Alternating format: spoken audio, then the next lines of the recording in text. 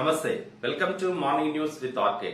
ఈరోజు ప్రధాన పత్రికల్లో వచ్చినటువంటి వార్తలను విశ్లేషిద్దాం. సైదాబాద్ లో గత వారం రోజులుగా జరుగుతున్నటువంటి పరిణామాలు తెలంగాణ ప్రజలందరికీ తెలుసు. చిన్నారి చైత్రను అంతం చేసిన నిందితుడు ఇప్పటి వరకు కూడా పట్టుబడలేదు. ఆ నిందితుడి ఆచూకీ ఎవరికి తెలిసినా పోలీసు వారికి సమాచారం ఇవ్వండి. ఇప్పటికే పోలీస్ శాఖ కూడా 10 లక్షల రూపాయల బహుమానం ప్రకటించింది. చైత్ర అనే అమ్మాయి ఇంటి వద్ద ప్రతిపక్షాలు గత 4 రోజులుగా అన్ని పార్టీలకు సంబంధించిన నాయకుల పరామర్శలు, ఆందోళన కార్యక్రమాలు కొనసాగుతున్నాయి. పోలీసు యంత్రాంగం కూడా పనిచేస్తుంది. ప్రభుత్వానికి సంబంధించిన మంత్రులు ఎవరైనా బాధితురాలి కుటుంబాన్ని పరామర్శించి ఒక ధైర్యాన్ని ఇవ్వాల్సినటువంటి అవసరం ఉంది. వారు కూడా అదే కోరుకుంటున్నారు. ప్రభుత్వం దానిపై స్పందించి వారిని పరామర్శించాల్సిందిగా అవర్నెస్ కోరుకుంటుంది. ఈరోజు ముందుగా నమస్తే తెలంగాణ పత్రికలో వచ్చినటువంటి వార్తలను చూద్దాం. ఇవన్నీ ఆయన ఇచ్చినవి కాదా? ప్రతి ఇంటికి మస్తు హిమ్మతైతుండు. ఇది కేసీఆర్ పాలనపై ఓ పేదరాలి మాట. హైదరాబాద్ లోని ప్రైవేట్ దవాఖానాలో ఆసక్తికర చర్చ. అది హైదరాబాద్ శివారు వనస్థలిపురంలోని సుష్మా థియేటర్ సమీపంలో ఉన్న ఓ ప్రైవేట్ దవాఖానా. రాత్రి 10 గంటల సమయం సెప్టెంబర్ 8వ తేదీన ఐసీయూలో ఉన్న పేషెంట్ సహాయకులు దవాఖానా మొదటి అంతస్తులో వేచి ఉన్నారు. కొందరు భోజనాలు చేస్తుండగా ఇంకొందరు నిద్రపోయేందుకు ఉపయుక్తులై బెరైలు పడుతున్నారు. మరికొందరు సెల్ ఫోన్లు చూస్తూ ఉండిపోయారు. అంతలోనే అక్కడికి ఓ మహిళ వచ్చింది. మమ్మల్ని పట్టించుకునే వాళ్ళే లేరా అంటూ రాష్ట్ర ప్రభుత్వంపై విమర్శలు చేయడం ప్రారంభించింది. అక్కడే ఉన్న మిగతా వారు కల్పించుకొని ఏమైందమ్మా అని అడిగారు. నా భర్త జిహెచ్ఎంసీ రిటైర్డ్ ఉద్యోగి, పానం బాలేక ఐసీయూలో ఉండు. మాకే సాయం అందుతలేదు, కనీసం ఇన్సూరెన్స్ కూడా లేదు. ప్రభుత్వం సరిగా లేకనే ఈ పరిస్థితి వచ్చిందని కోపమైంది. తెలంగాణ వస్తే ఏం చేసిండమ్మా అంటూ ఇంకా నోరు పెంచింది.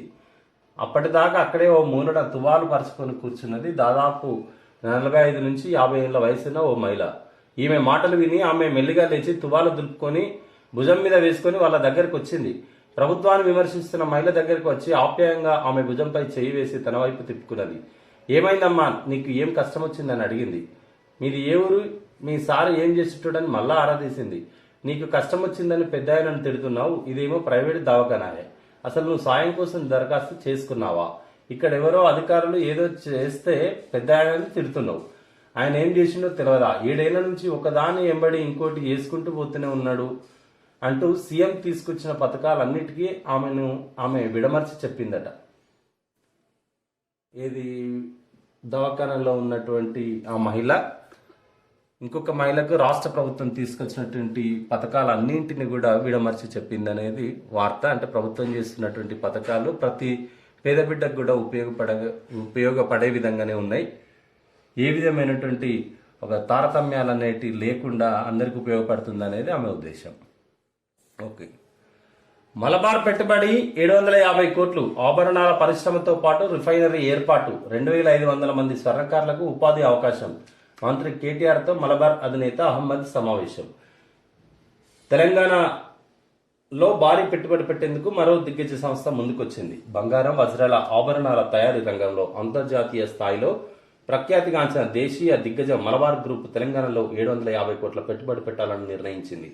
ఆభరణాల తయారీ పరిశ్రమతో పాటు గోల్డ్ రిఫైనరీ ఏర్పాటు చేయనున్నట్టు ప్రకటించింది.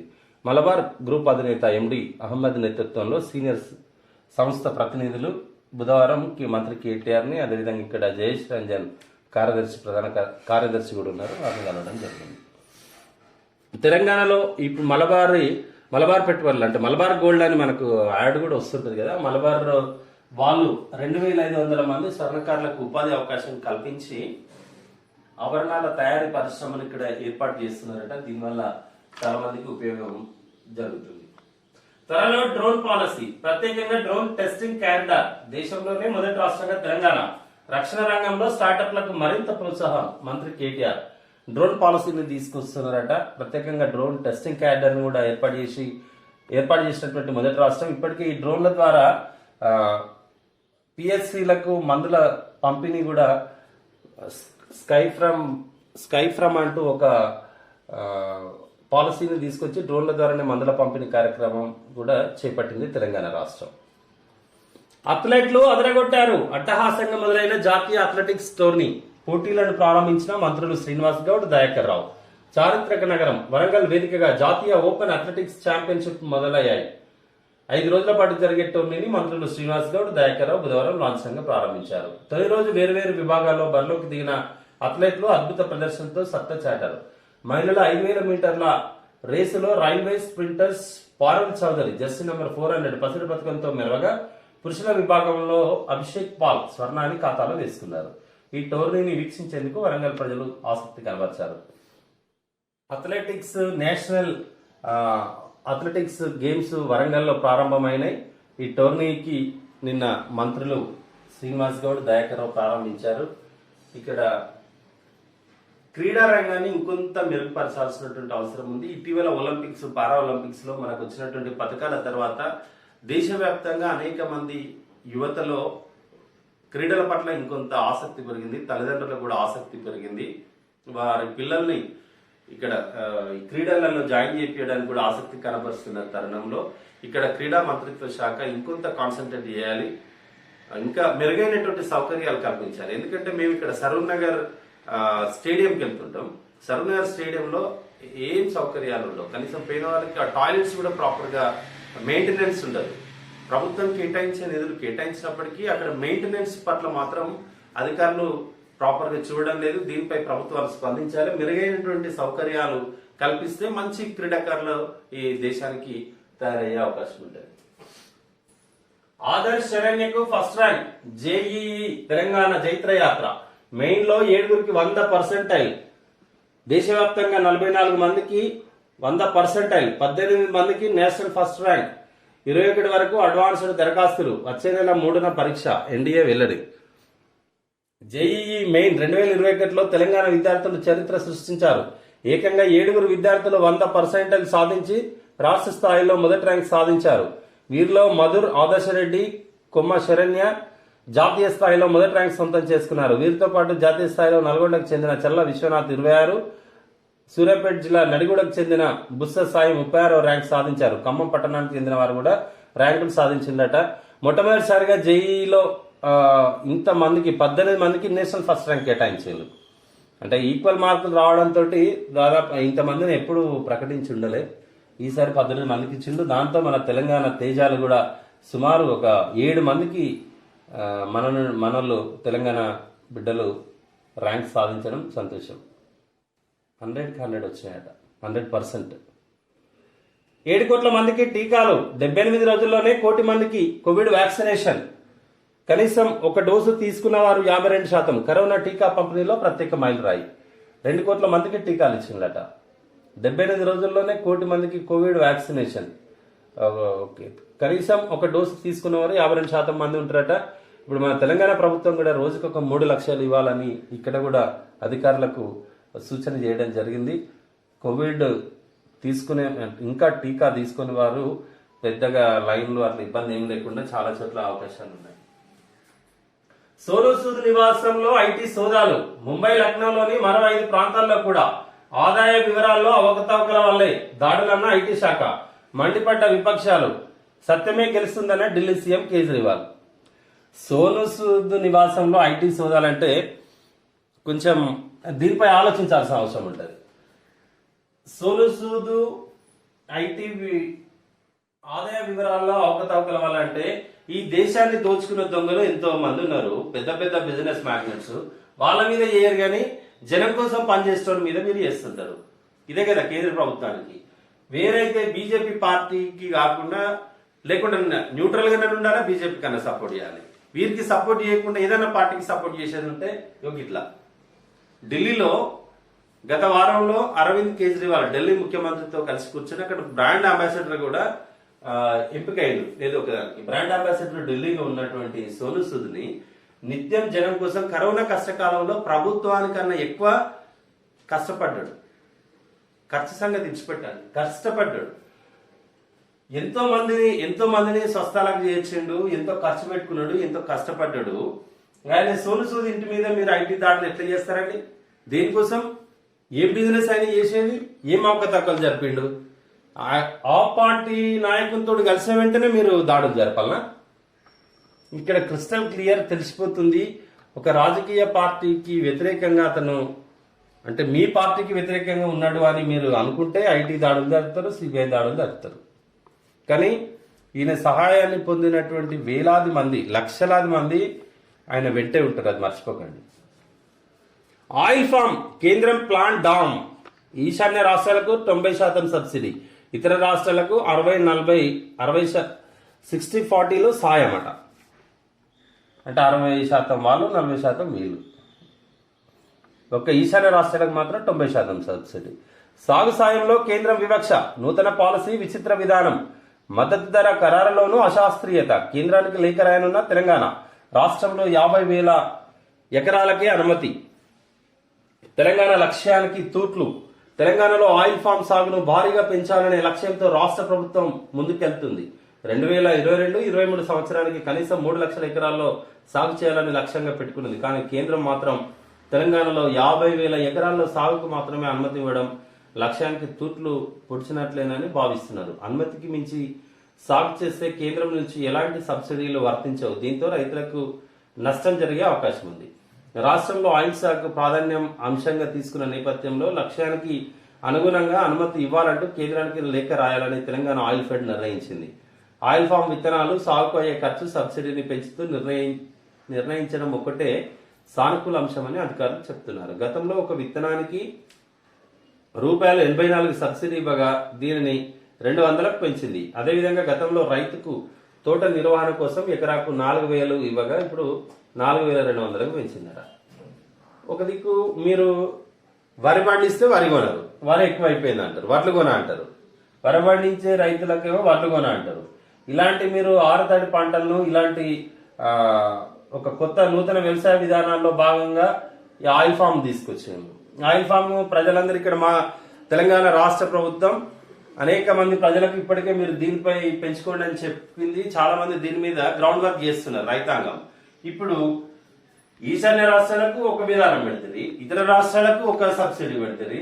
దాంట్లో కూడా మళ్ళీ రాష్ట్రంలో 50,000 ఎకరాల కంటే మించి మీరు ఆయిల్ ఫామ్ సాగు చేయడం ఇది ఒక వివక్షే. తెలంగాణ ప్రజల మీద ఇది వివక్ష. కేంద్ర ప్రభుత్వం వెంటనే రాష్ట్ర ప్రభుత్వం కూడా మీకు ఒక లేఖ రాస్తుందంటే దీనికి కేంద్రం స్పందించాలి. తెలంగాణ నుంచి టీటీడీ బోర్డులోకి 7 జూపల్లి రామేశ్వరరావు, పార్థసారథి, మురంశెట్టి రాములకు మళ్లీ అవకాశం. కొత్త పాలక మండలిని నియమించిన ఏపీ ప్రభుత్వం. తిరుమల తిరుపతి దేవస్థానం బోర్డులోకి తెలంగాణ నుంచి 7 అవకాశం ఇచ్చిందట. ఇంతకు ముందు గతంలో కూడా వీరు రామేశ్వరరావు, మురంశెట్టి రాములు, పార్థసారథి రెడ్డి ఉండేది.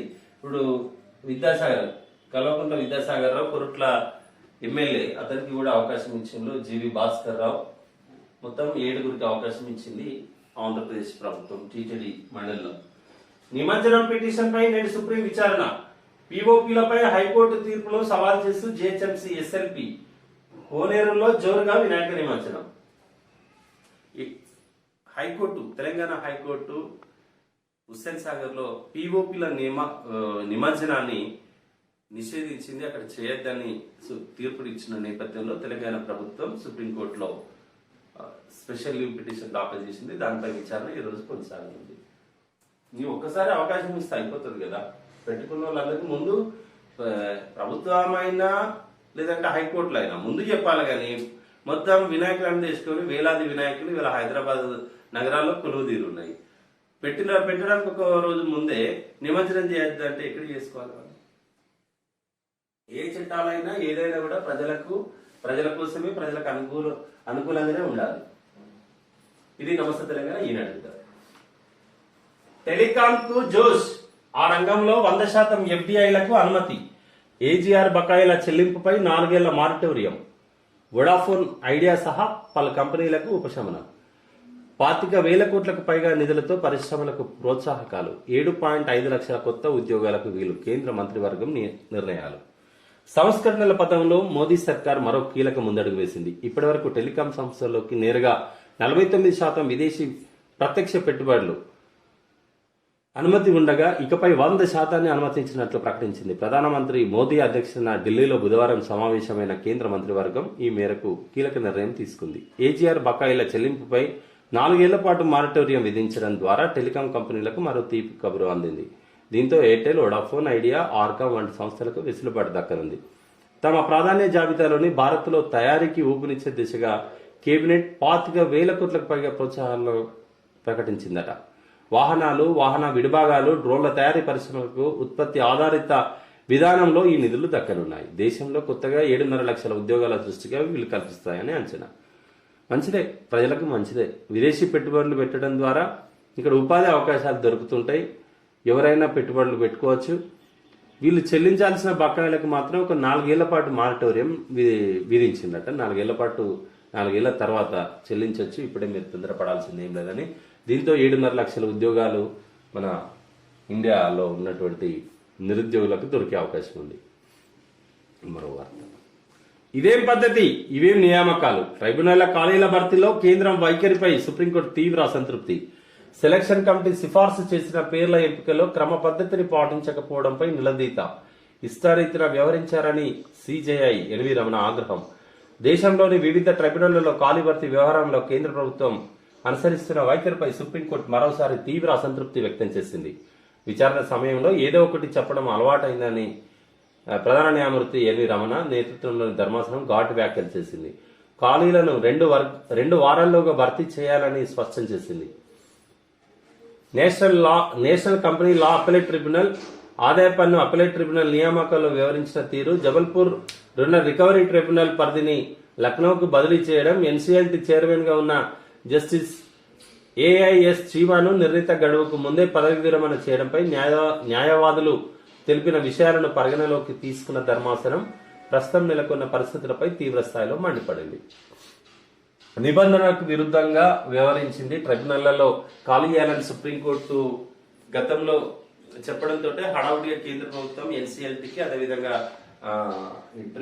మరో ట్రిబ్యునల్ ఆదాయ పన్ను ట్రిబ్యునల్, ఇన్కమ్ ట్యాక్స్ ట్రిబ్యునల్ కి నియామకాలు చేపట్టింది. కానీ ఆ నియామకాలన్నీ కూడా చట్ట విరుద్ధంగా ఉన్నాయి. సీనియారిటీ ప్రాతిపదికన లేకుండా, మీరు కమిటీ సిఫార్సు లేకుండా, సిఫార్సుకి విరుద్ధంగా ఏ విధంగా నియమిస్తారంటూ కేంద్ర ప్రభుత్వంపై ఆగ్రహం వ్యక్తం చేసింది.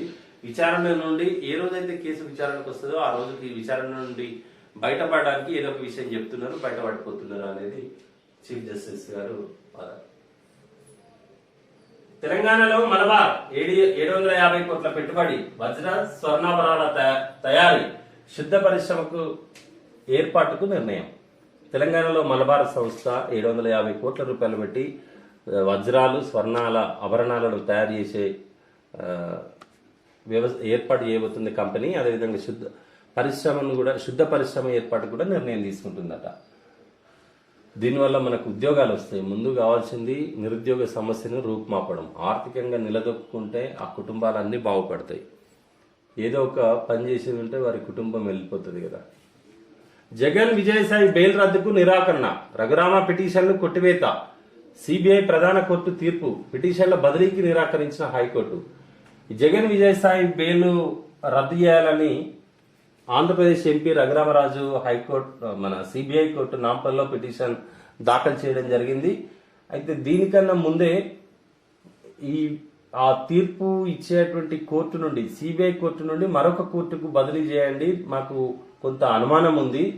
ఎందుకంటే విజయసాయి రెడ్డిని విదేశాలకు పోవడానికి కూడా అనుమతించింది కాబట్టి, కోర్టు అతని పట్ల విశ్వాసాన్ని వ్యక్తం చేసింది కాబట్టి మాకు అనుమానం ఉంది, మరొక కోర్టుకు బదిలీ చేయండి అంటూ హైకోర్టులో పిటిషన్ దాఖలు చేయడం జరిగింది. కానీ హైకోర్టు బదిలీ చేయాల్సిన అవసరం లేదు, ఆ కోర్టే తీర్పు ఇస్తుందని చెప్పి హైకోర్టు బదిలీకి నిరాకరించిన వెంటనే ఇక్కడ నాంపల్లిలో ఉన్నటువంటి సిబిఐ కోర్టు కూడా తీర్పునివ్వడం జరిగింది.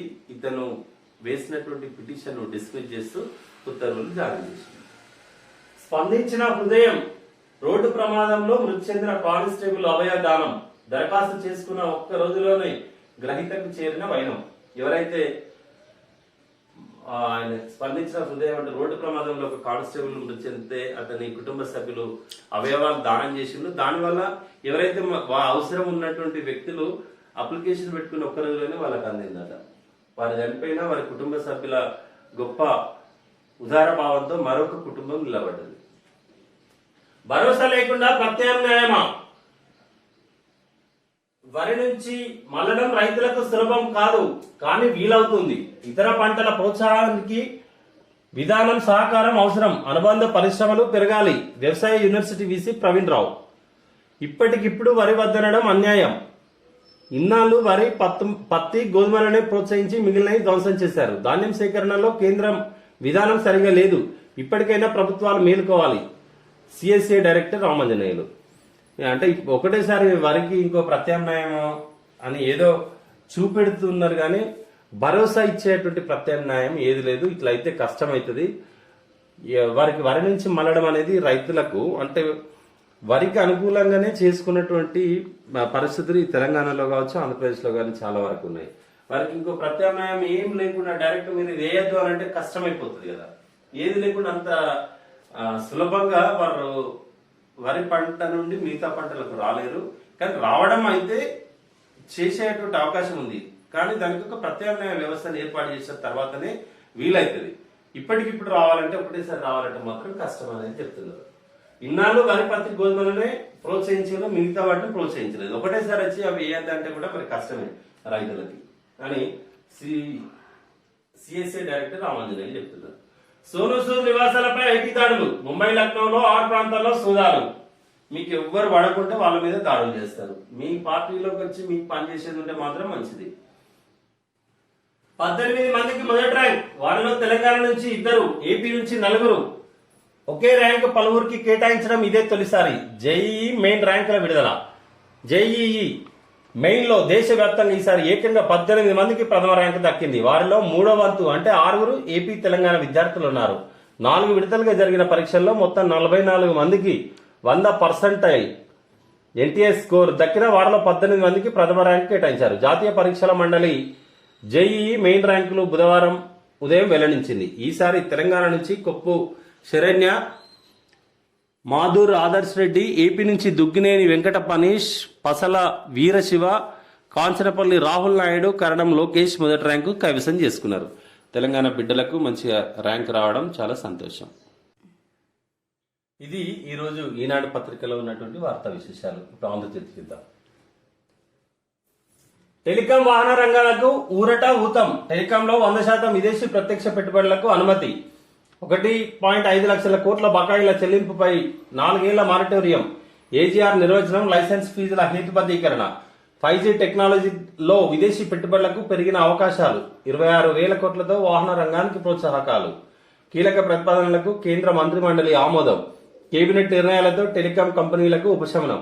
వాహన రంగానికి ప్రకటించిన ప్రోత్సాహకాలతో 5 ఏళ్లలో 42,500 కోట్ల పెట్టుబడులు. 7.6 లక్షల ఉద్యోగాల అంచనా. డ్రోన్ల రంగంలో వచ్చే 3 ఏళ్లలో 5,000 కోట్ల పెట్టుబడులు. 10,000కు పైగా ఉద్యోగాలు వచ్చే అవకాశం. అధికారులు 2022 జనవరి, ఫిబ్రవరిలో 5G స్పెక్ట్రమ్ వేలం. అశ్విన్ వైష్ణవ్ మంత్రి గారు.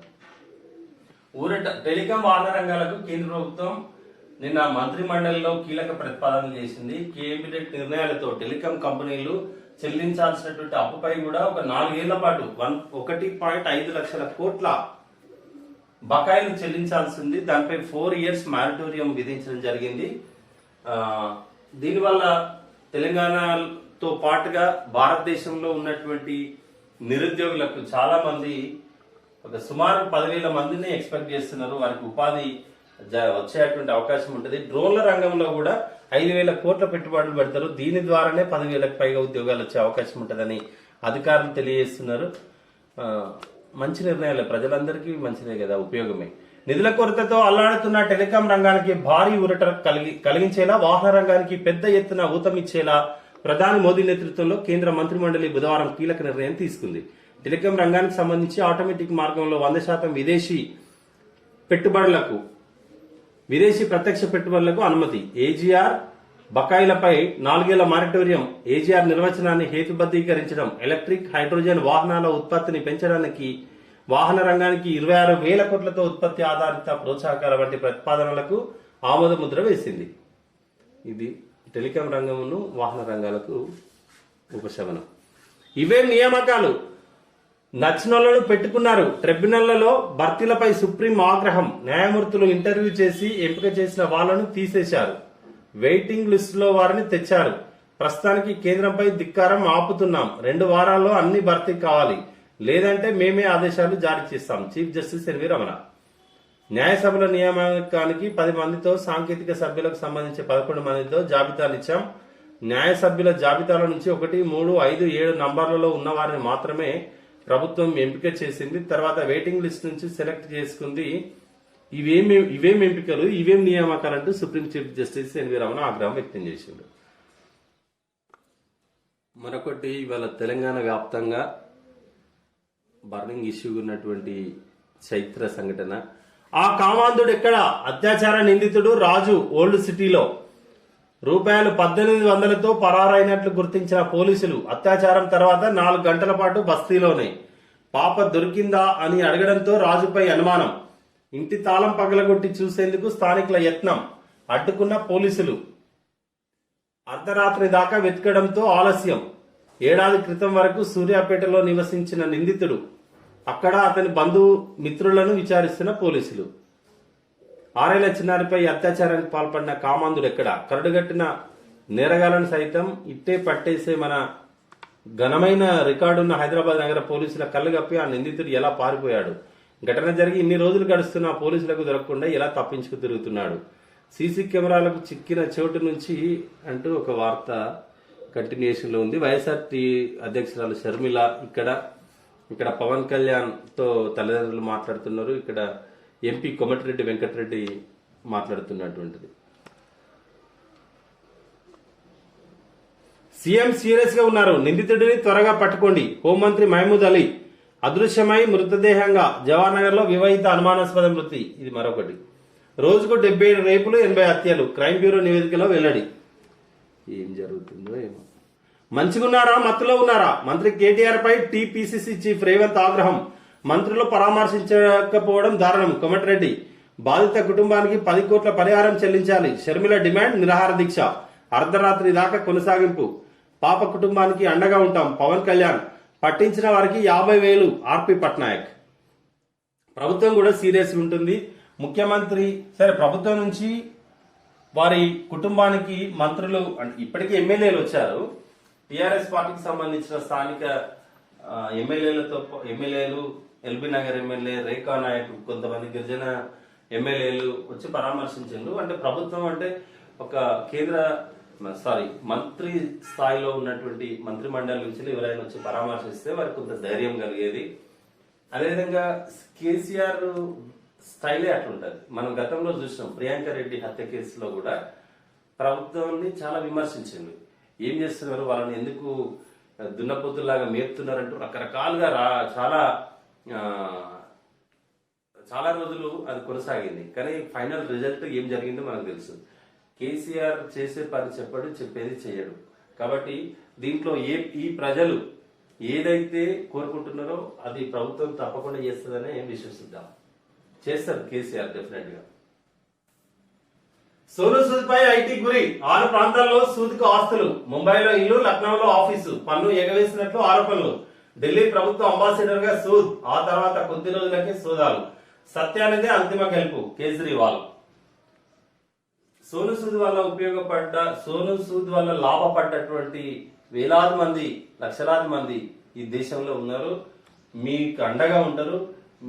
న్యాయం ఖచ్చితంగా ఏ రోజైనా సత్యానిదే అంతిమ గెలుపు. మీరు కూడా నిస్వార్థంగా ప్రజలకు సేవ చేసింది కాబట్టి గెలుపు మీదే. ఇది రాజకీయ పరమైనదే తప్ప మీకు అయ్యేదేం లేదు.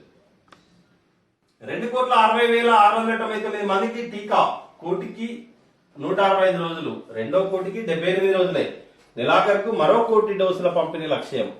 రాష్ట్రంలో త్వరలో రోజుకు 3.5 లక్షల మందికి, 3 నుండి 5 లక్షల మందికి పంపిణీ. వైద్య శాఖకు సిఎస్ సోమేష్ అభినందనలు. ఒక్క మన రాష్ట్రంలో 2,60,00,000 మందికి ఇచ్చిందట. శబాష్. 2,60,000 మందికి. మళ్ళీ ఇప్పటి నుండి రోజుకు 3 నుండి 5 లక్షల మందికి అట. ఓకే. కమాండ్ కు కాసుల కరువు. కంట్రోల్ సెంటర్ నిర్మాణానికి నిధుల లేమి. నిర్మాణ సంస్థకు బిల్లుల చెల్లింపులో జాప్యం. 150 కోట్లు బకాయి పడ్డ ప్రభుత్వం. 5 ఏళ్లుగా సాగుతున్న నిర్మాణ పనులు. జాప్యంతో పెరిగిన నిర్మాణ అంచనా వ్యయం 350 కోట్ల నుండి 585 కోట్లకు పెరుగుదల. అప్పుడే పగిలిపోతున్న టవర్ల అద్దాలు. నిర్మాణ పనుల నాణ్యతపై అనుమానాలు. ఆంధ్రజ్యోతి క్షేత్రస్థాయి పరిశీలనలో వెల్లడి. రాష్ట్రంలో ఇక్కడ చీమ చిటుక్కుమన్న క్షణాల్లో పోలీసులకు తెలిసేలా నిర్మిస్తున్న కమాండ్ కంట్రోల్ సెంటర్ నిధుల కష్టాలను ఎదుర్కొంటుంది. నిర్మాణ సంస్థకు సకాలంలో బిల్లులు చెల్లింపులు చేయకపోవడంతో పనుల్లో తీవ్ర జాప్యం జరుగుతుందట. మొత్తం 350 కోట్లు అవుతుందని తొలుత అంచనా వేస్తే అది 585 కోట్లకు చేరిందట. నిర్మాణ సంస్థ షాపూర్జీ పల్లంజీకి ప్రభుత్వం ఇంకా 150 కోట్లు బకాయి పడ్డట్లు తెలుస్తుంది. ఇప్పుడు షాపూర్జీ పల్లంజీ వాళ్ళే కదా మన సెక్రటరేట్ కూడా కట్టేది.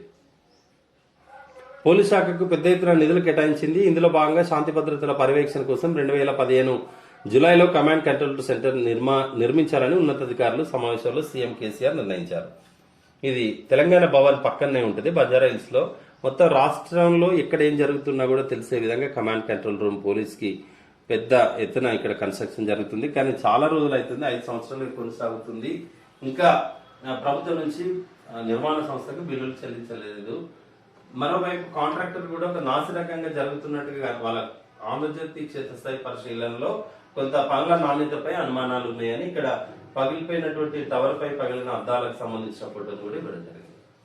రాష్ట్రంలో drone testing corridor aerospace defence యూనివర్సిటీకి కృషి 85% విడిభాగాల తయారీ టిఎల్ఎం ఏఎల్లోనే మేక్ ఇన్ ఇండియాకి ఇది ఉదాహరణ.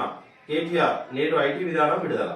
రాష్ట్రంలో డ్రోన్ టెస్టింగ్ ఒక కారిడార్ ఏర్పాటు చేసి ఇక్కడ పెట్టుబడులు పెట్టే వారిని ఆహ్వానించి ఇక్కడనే డ్రోన్ల ద్వారా ఇంకా టెక్నాలజీని అభివృద్ధి పరచడానికి రాష్ట్ర ప్రభుత్వం కృషి చేస్తుంది. దీనికి పెట్టుబడిదారులు కూడా రావచ్చు అంటూ ఇది మేక్ ఇన్ ఇండియాకు ఇదే ఉదాహరణ, అది తెలంగాణలోనే ప్రారంభం అవుతుందని చెప్పి కేటీఆర్ మాట్లాడిన మాటలు. పాలమూరును పరిశీలించిన ఎన్జీటీ బృందం నాగర్ కర్నూలు జిల్లాలో టన్నెల్ పనులను పరిశీలించిన ట్రిబ్యునల్ అధికారులు. పాలమూరును ఎన్జీటీ నేషనల్ గ్రీన్ ట్రిబ్యునల్ వాళ్ళు టీం వచ్చి పరిశీలించిందట అక్కడ జరుగుతున్నటువంటి టన్నెల్ పనులను. ఇది ఆంధ్రజ్యోతిలో ఉన్నటువంటి వార్తలు. ఇక్కడ ఒకటి జేఈఈ మెయిన్లో తెలుగు విద్యార్థుల హవా. దేశవ్యాప్తంగా 18 మందికి టాప్ ర్యాంక్, 4 ఏపీ నుంచి, 2 తెలంగాణ నుంచి. 44 మందికి 100కి 100. వారిలో తెలంగాణ నుంచి 7, ఏపీ నుంచి 6. 100 లోపు ర్యాంకుల్లో 20 మంది తెలంగాణ విద్యార్థులు ఉండే అవకాశం. అడ్వాన్స్డ్ జనరల్ కు కట్ ఆఫ్ స్కోరు 87.89. అన్ని కేటగిరీలకు తగ్గిన కట్ ఆఫ్లు. తెలంగాణ నుంచి 10,000 మందికి అడ్వాన్స్డ్ రాసే అవకాశం అట. ఓకే, ఇది ఆంధ్రజ్యోతిలో వచ్చినటువంటి వార్తలు. వెలుగు పత్రిక చూద్దాం. మెగా అదో ఢోకా, సంగమేశ్వరానికి మన మట్టి మన కంకర. పాలమూరు ప్రాజెక్టు నుంచి తవ్వి భారీ జట్టిల్లో తరలింపు. 10 రోజులుగా రాత్రిపూట గుట్టుగా రాకపోకలు. కాపలా కాస్తున్న యూపీ బీహార్ యువకులు. తవ్వినందుకు ఇక్కడ, తీసుకెళ్లినందుకు అక్కడ. కోర్టు దండుకుంటున్న కంపెనీ. మాటల్లోనే సర్కారు వ్యతిరేకత, తెర వెనుక మెగాకు సపోర్ట్. జట్టీల వ్యవహారాన్ని జూలై 17నే బయటపెట్టిన వెలుగు. తెలంగాణ కృష్ణానది యువతలి ఒడ్డు నుంచి ఏపీలోని సంగమేశ్వరం ప్రాజెక్టు కట్టే స్థలానికి భారీ జట్టీలో, అంటే ఇది జట్టి, మెటీరియల్ తరలిస్తున్న మెగా సిబ్బంది. Mega Krishna Reddy contractor. అలా తెలంగాణలో చాలా ప్రాజెక్టులు వాళ్ళే కదా కట్టింది. తెలంగాణ ఏపీ మధ్య మెగా కంపెనీ ఆడుతున్న డబుల్ గేమ్ అడ్డు అదుపు లేకుండా సాగుతుంది. మన నీళ్లను దోచుకునేందుకు కడుతున్న రాయలసీమ లిఫ్ట్ ఇరిగేషన్ ప్రాజెక్టుకు మన మట్టి మన రాళ్లనే తరలిస్తుంది. 2 నెలల కిందట మెగా దోకాను వెలుగులోకి తెచ్చిన తర్వాత కొన్నాళ్లు ఆపేసిన సదరు కంపెనీ ఇప్పుడు మళ్లీ దోపిడీ సురు చేసింది. కృష్ణానదిపై ఏపీ సర్కారు కడుతున్న Rayalaseema Sangameshwaram lift irrigation project విషయంలో రాష్ట్ర ప్రభుత్వం చెప్పే మాటలకు చేసే పనులకు పొంతన ఉండడం లేదు. ఒకవైపు రాయలసీమ స్కీమ్ అక్రమమని, దానివల్ల దక్షిణ తెలంగాణ ఎడారి అవుతుందని చెప్తూనే, మరోవైపు అదే ప్రాజెక్టుకు పాలమూరు నుంచి మట్టి, ఇసుక, కంకర, రాళ్లు తరలించేందుకు మెగా కంపెనీకి పర్మిషన్ ఇచ్చిందనే ఆరోపణలు ఉన్నాయి. ఎల్లూరు పంప్ హౌస్ దగ్గరలో మెగా ఇంజనీరింగ్ కంపెనీ ఒకేసారి 6 టిప్పర్లతో మెటీరియల్ తరలించేందుకు వీలుగా భారీ జట్టి తయారు చేస్తున్న విషయాన్ని జూలై 17న వెలుగు పత్రిక బయటపెట్టింది. మెగా చీటింగ్ పేరిట కథనం ప్రచురించింది. దీంతో అక్కడి నుంచి జట్టిని ఏపీ వైపు తరలించిన మెగా కంపెనీ తాజాగా మళ్లీ జట్టీలను కృష్ణానదిలో తిప్పుతుంది. 10 రోజులుగా 2 జట్టీలతో పాలమూరు నుంచి మట్టి, రాళ్లు, ఇసుక, కంకర తరలిస్తుంది. పగలు తెలంగాణ వైపు జట్టీలను తెచ్చి రాత్రి 10 తర్వాత మెటీరియల్ తరలిస్తున్న విషయం తాజాగా పరిశీలనలో బయటపడింది. తెలంగాణలో పాలమూరు రంగారెడ్డి ప్రాజెక్టుకు ఏపీలో రాయలసీమ లిఫ్ట్ స్కీమ్ పనులను మెగా కంపెనీయే దక్కించుకుంది. నిజానికి పాలమూరు రంగారెడ్డి ఫస్ట్ ప్యాకేజీ పనులను మొదట నవయుగ కంపెనీ చేసింది. సగం పనులు పూర్తయ్యాక రాష్ట్ర సర్కారు జోక్యంతో కిందటేడాది మే నెలలో నవయుగ స్థానంలో మెగా టేక్ ఓవర్ చేసిందట. అందుకే ఇక్కడ నుండి అక్కడ తరలిస్తున్నారు. మాకు సమాచారం లేదు. కృష్ణానదిలో ఎల్లూరు సంగమేశ్వరం మధ్య జట్టీలు తిరుగుతున్నట్లు మాకైతే సమాచారం లేదు. మా ఫారెస్ట్ టీంను పంపించి చెక్ చేయిస్తాం, నిజమని తేలితే బాధితులపై చర్యలు తీసుకుంటాం. కృష్ణగౌడ్, డిఎఫ్ఓ, నగర్ కర్నూలు. ఇది మన దగ్గర మట్టిని తవ్వి మన నీళ్లను తరలించడానికి కడుతున్నటువంటి రాయలసీమ లిఫ్ట్ ఇరిగేషన్ కి, అదే దాన్ని సంగమేశ్వరం అంటారు కదా, దానికి తరలిస్తున్నారని మరి ఇక్కడ వీరైతే ఒక కథన మెషిన్లు దీన్ని, ఇదే నిజమైతే ఇదైతే ఇంతకంటే అన్యాయం మరొకటి ఉండదు. స్కీములు హామీలకు పైసలు ఎట్లా తలపట్టుకుంటున్న ఆర్థిక శాఖ. రుణమాఫీకి నిధులు లేవు, దళిత బంధుకు ఏం చేద్దాం. రుణమాఫీకి 3 ఏళ్లలో కేటాయించింది 17,225 కోట్లు, ఇచ్చిందేమో 1000 కోట్ల లోపే. నిధులు లేక వాయిదాల్లో చెల్లింపులు, కొత్త స్కీములకు ఫండ్స్ ఏవి, ఏ నెల కానేల అప్పులతోనే నెట్టుకొస్తున్న వైనం. రుణమాఫీకే నిధులు లేవు, దళిత బంధుకు ఏం చేద్దాం. దళిత బంధు పైసలు వాపసు తీసుకుంటున్నారు, కారణం చెప్పకుండానే కట్ చేస్తున్న రాష్ట్ర సర్కారు. రాష్ట్ర ప్రభుత్వం ఇప్పటికే అనేక పథకాలు ప్రవేశపెట్టింది, వాటికే డబ్బులు ఇవ్వడానికి లేదు. రుణమాఫీకి ప్రభుత్వం కేటాయించింది 17,225 కోట్లు, కానీ ఇచ్చింది మాత్రం 1000 కోట్లే. దానికి అలాంటి పథకాలకే నిధులు లేక వాయిదాల పద్ధతిలో చెల్లిస్తుంటే మళ్ళీ ఈ కొత్త పథకాలు వచ్చినాయి, ఎట్లా డబ్బులు తెద్దాం అని తలబట్టుకుంటున్నారట, ఎట్లా అడ్జస్ట్ చేద్దామని. చూద్దాం మరి ప్రభుత్వం ఏం ప్లాన్ తోటి పెట్టిందో చూడాలి. సోలార్తో ఆటమ్ ఛార్జింగ్ స్టేషన్, ప్రపంచంలోనే తొలిసారిగా సోలార్ పవర్ తో ఈవీలను ఛార్జ్ చేసే ఆటమ్ ఛార్జింగ్ స్టేషన్ ను విశాఖ గ్రూప్ హైదరాబాద్ లో బుధవారం ప్రారంభించింది. ఆటమ్ సోలార్ రూఫ్ పవర్ ను ఛార్జింగ్ స్టేషన్ కు వాడనున్నారు. సోలార్ ద్వారా వెహికల్స్, ఈవీ వెహికల్స్ వచ్చినాయి కదా, ఎలక్ట్రానిక్ వెహికల్స్, ఎలక్ట్రికల్ వెహికల్స్, వాటికి ఛార్జింగ్ చేస్తున్నారట. యశోద నుంచి నిమ్స్ కు 12 నిమిషాల్లో గుండె బ్రెయిన్ డెడ్ అయిన కానిస్టేబుల్ వీరబాబు హార్ట్ ను మలక్పేట్ యశోద హాస్పిటల్ నుంచి నిమ్స్ కు 12 నిమిషాల్లో తరలించారు. పోలీసులు గ్రీన్ ఛానల్ ఏర్పాటు చేసి ట్రాఫిక్ జామ్ లేకుండా చూశారు. గ్రేట్, షబాష్ హైదరాబాద్ పోలీస్. మరొక వార్త, సర్కారు ఉందా లేదా, చిన్నారి రేప్ మర్డర్ జరిగి 6 రోజులైనా కేసీఆర్ మాట్లాడరా ప్రతిపక్ష నేతలు. ఇంత జరిగినా తండ్రి కొడుకులు ఫామ్ హౌస్ దాటరా కోమటిరెడ్డి. బంగారు తెలంగాణను బార్ల తెలంగాణ చేసిండ్రు షర్మిల. ఇది సర్కారు ఫెయిల్యూరే, విజయమ్మ అండగా ఉంటా పవన్ కళ్యాణ్. చిన్నారి రేపు మర్డర్ జరిగి 6 రోజులైన కాలనీని కేసీఆర్ కాలనీని దత్తత తీసుకున్న 6 రోజులైన కేసీఆర్ కాలనీని దత్తత తీసుకున్న కేటీఆర్ మాట్లాడకపోవడంపై ప్రతిపక్ష నేతలు మండిపడ్డారు.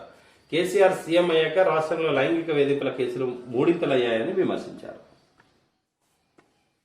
రేపిస్ట్ రాజు గెటప్స్ మారుస్తుడు. ఎల్బీ నగర్ లో ఆటో చోరీకి యత్నం, నాగోల్లో మద్యం కొనుగోలు, ఉప్పల్లో వైన్ షాప్ వద్ద ఎర్ర తువాల, ప్లాస్టిక్ కవర్ స్వాధీనం, 1500 సీసీ కెమెరాలను వడబోసిన పోలీసులు.